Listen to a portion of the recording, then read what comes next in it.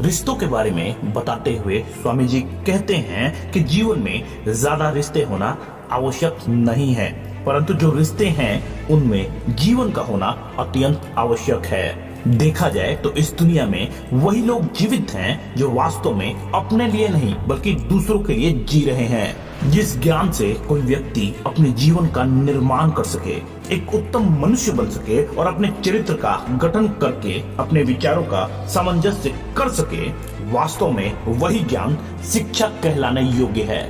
युवाओं में ऊर्जा फूंकते हुए स्वामी विवेकानंद कहते हैं कि उठो मेरे सिरो, इस भ्रम को मिटा दो कि तुम निर्बल हो। वास्तव में तुम एक अमर आत्मा हो, सनातन हो, स्वच्छंद जीव हो।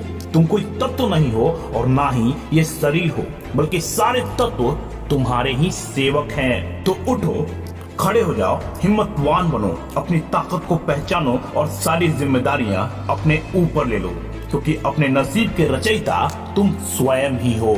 किसी व्यक्ति का बाहरी स्वभाव उसके अंदरूनी स्वभाव का ही बड़ा रूप होता है।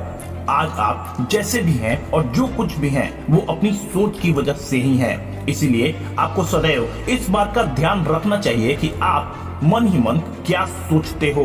स्वामी जी कहते हैं कि आत्मा के लिए कुछ भी असंभव नहीं है।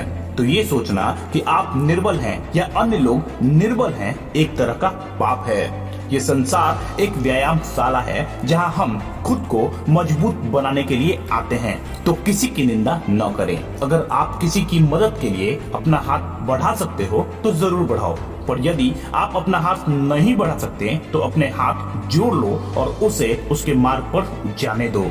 कभी कभी जो हो रहा होता है उसे होने देना चाहिए, क्योंकि इसका मतलब ये होता है कि ईश्वर ने आपके लिए आपकी सोच से बेहतर कुछ सोच रखा है। स्वामी जी कहते हैं कि अगर धन दूसरों की भलाई करने में मदद करे तो ही इसका कुछ मूल्य है, अन्यथा यह सिर्फ बुराई का एक ढेर है और इससे जितनी जल्दी छुटकारा मिल जाए उतना ही बेहतर है।